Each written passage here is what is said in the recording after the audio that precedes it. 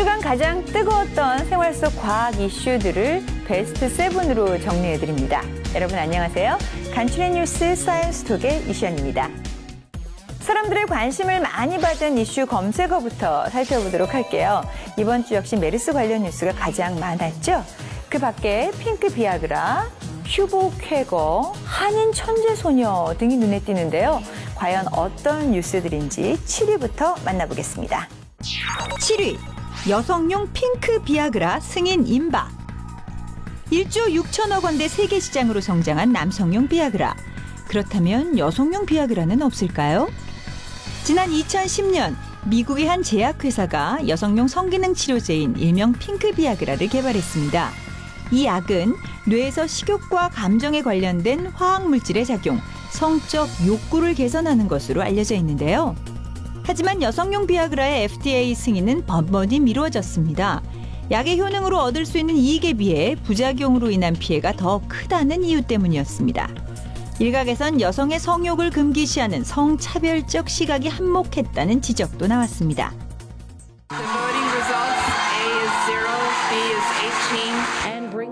지난 4일 미 식품의약국 FDA 자문위원단은 여성용 비아그라의 승인 권고 결정을 내렸습니다. 성욕 감퇴로 고통받는 많은 여성들이 적극적으로 증언에 나서며 자문위원회가 더 이상 그들의 불행을 외면할 수 없다며 손을 들어준 겁니다. I had a wonderful, loving husband and no sexual feelings whatsoever. 대신 제조사엔 어지럼증 등 부작용의 대책을 마련하라는 조건을 제시했는데요. 자문위원단의 의견을 참고해 여성 비아그라의 최종 승인 결정을 내릴 FDA. 미국 언론들은 여성용 비아그라의 등장은 남녀 간 성차별이 근본적으로 해소됐음을 뜻한다며 최종 승인 후 올 8월부터 시판되면 제약업계가 특수를 맡게 될 것이라고 분석했습니다. 6위, 하버드와 스탠퍼드 동시 합격, 수학 천재 진위 논란. 지난 3일 한국 여고생이 미국 명문대인 하버드와 스탠퍼드에 동시 입학하며 큰 화제가 됐습니다. 김양이 수학계의 난제를 풀 가설을 제시하며 이 천재 소녀를 영입하기 위해 두 대학이 동시에 입학을 허가하고 최종 졸업장을 김양이 선택하도록 특별 프로그램을 만들었다는 건데요. 페이스북 CEO 마크 주커버그도 이 소문을 듣고 너의 수학적 이론이 도움이 될 것 같다. 한번 만날 수 있느냐? 라며 전화를 걸었다는 보도도 나왔죠.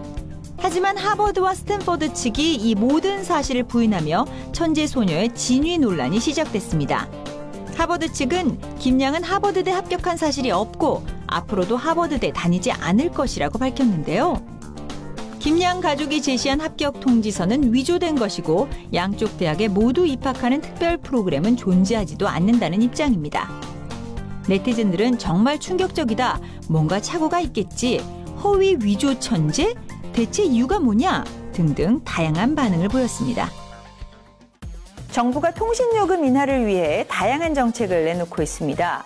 요금 할인제, 인가제 폐지, 제사 이동통신 출범 등 대대적인 지각 변동이 예고되는데요.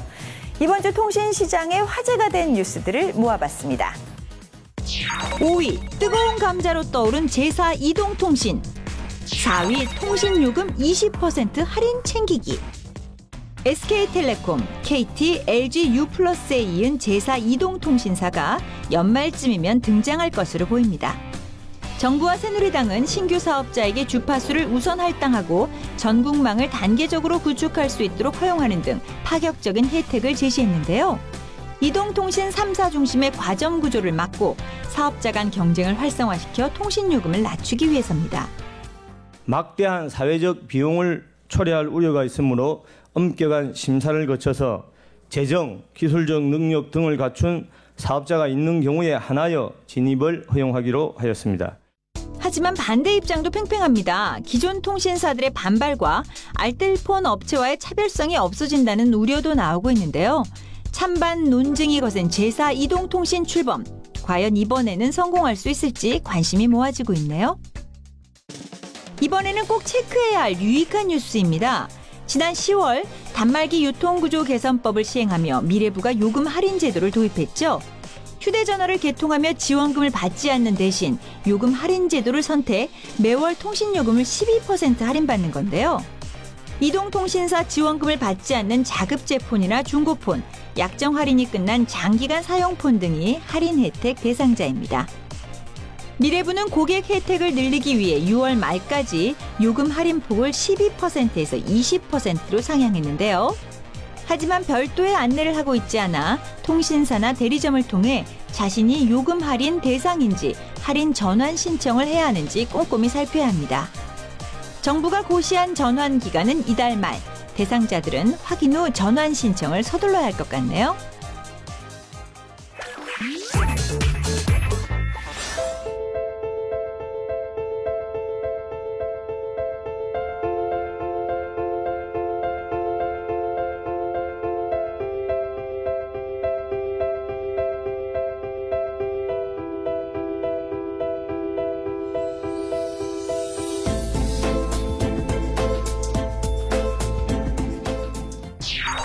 발암물질 검출 26개 제품 공개.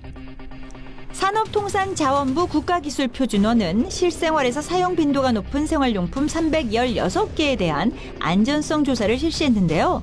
구두, 벨트, 핸드백 등 26개 제품에서 허용치를 넘는 유해물질이 검출됐습니다. 그중 12개 가죽 제품에서는 피부염이나 유전자 손상을 유발하는 발암물질이 기준치의 1.5배에서 53배까지 초과 검출됐는데요. 국가기술표준원은 엔텍스라인, 제미앤F, 텐디, 엘칸토, 망고코리아 등 해당 제품을 제품안전정보센터에 공개하고 위해성이 드러난 26개 제품에 대한 리콜 조치를 내렸습니다. 우리 기술로 만든 사람을 닮은 로봇 휴보가 세계 최고의 재난 로봇으로 등극했네요. 사람처럼 뭐든지 척척 해낸다는 휴보. 과연 어떤 모습일지 화면으로 만나보시죠. 2위, 세계를 제패한 우리 로봇 휴보. 사람처럼 두 발로 계단을 오르고 능숙한 솜씨로 자동차를 운전합니다. 어려운 밸브까지 척척 잠그는 이 로봇. 바로 한국 카이스트 연구팀이 개발한 인간형 로봇 휴보입니다. 지난 5일 휴보가 미국에서 열린 세계 재난 로봇 경진대회에 참가했는데요. 전 세계 유명 로봇팀들을 제치고 우승! 세계 최강 재난 로봇의 타이틀을 거머쥐었습니다. 그중에서 저희가 좋은 선수를 냈다는 것은 그들과 거의 이제 대등한 수준에서 어깨를 나란히 하고 로봇 기술 선진국의 일원이 될 수 있다 하는 이런 자격을 가졌다는 이런 느낌을 받습니다. 로봇 선진국 앞에서 한국의 저력을 보여준 인간형 로봇 휴보. 앞으로 재난재해 현장에서 사람 대신 눈부신 활약을 해주기를 기대해봅니다.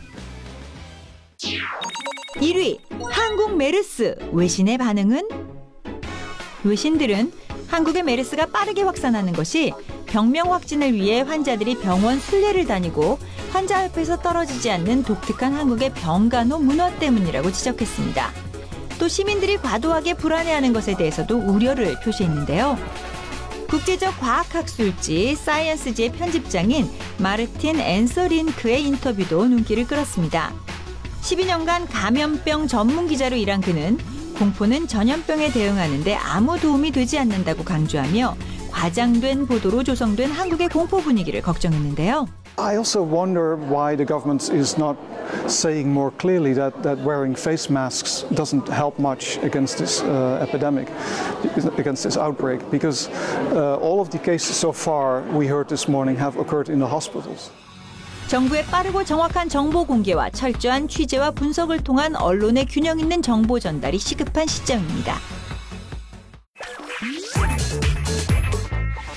하루빨리 메르스가 퇴치돼서 국민들이 안정을 찾고 지역 상인들의 깊은 시름도 걷어갔으면 좋겠습니다.